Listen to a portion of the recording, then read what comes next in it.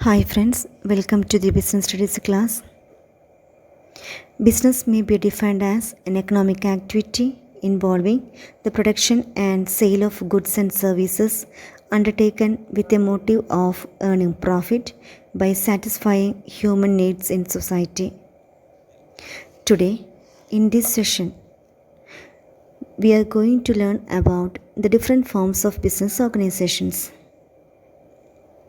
The different forms of business organizations are sole proprietorship, joint Hindu family business, partnership, cooperative society, and joint stock company. In this module, we are going to learn about the first form of business organization, that is sole proprietorship. Sole proprietorship is a popular form of business organization. It is the most suitable form for small business units. Sole proprietorship refers to a form of business organization which is owned, managed, and controlled by an individual who is the recipient of all profits and bearer of the risk. Sole proprietorship is a type of business organization which is owned and managed by a single person. The word sole means only and the proprietor means owner. The sole proprietor is the beneficiary of all profits. All risks are to be borne by the sole proprietor. The sole proprietor has unconditional and full control over its business. Example, beauty parlor, barber shops, general stores, and sweet shops run by single owner. Sole proprietorship may be defined as a business organization which is owned, managed, and controlled by any individual who is the recipient of all profits and bearer of all risk.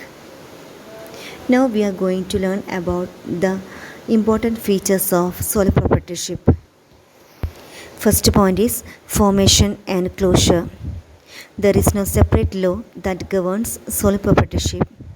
Hardly any legal formalities are required to start a sole proprietary business, though in some cases one may require a license. Closure of the business can also be done easily. Thus, there is ease in formation as well as closure of information. Second point is liability. Sole proprietors have unlimited liability. This implies that the owner is personally responsible for the payment of debts in case of assets of the business are not sufficient to meet all the debts. When such, the owner's personal possessions such as his personal car and other assets could be sold for repaying the debts. Next point is sole risk bearer and profit recipient. The risk of failure of business is borne all alone by the sole proprietor. However, if the business is successful, the proprietor enjoys all the benefits. He receives all the business profits which become a direct reward for his risk bearing. Next point is control. The right to run the business and make all decisions lies absolutely with the sole proprietor. He can carry out his plans without any interference from others. Next point is lack of business continuity. The sole proprietorship business is owned and controlled by one person. Therefore, death, insanity, imprisonment, and physical ailment of the sole proprietor will have a direct effect on the business and may even cause closure of the business. In sole proprietorship, the owner can take or enjoys considerable degree of freedom in making business decisions.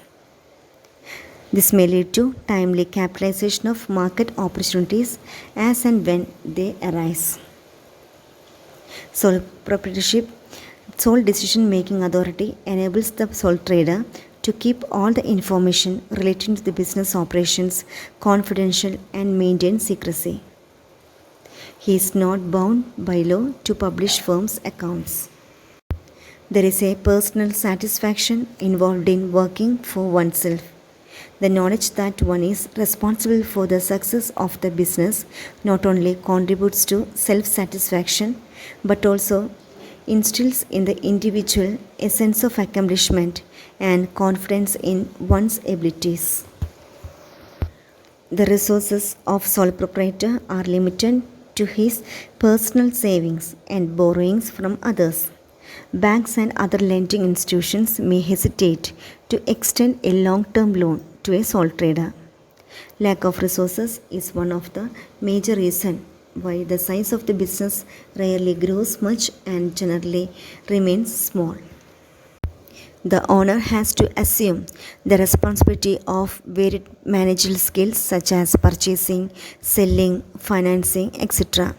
It is rare to find an individual who excels in all these areas.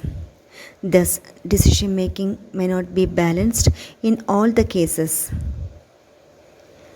Also, due to limited resources, sole proprietor may not be able to employ and retain talented and ambitious employees. These are the important features of sole proprietorship. Thank you.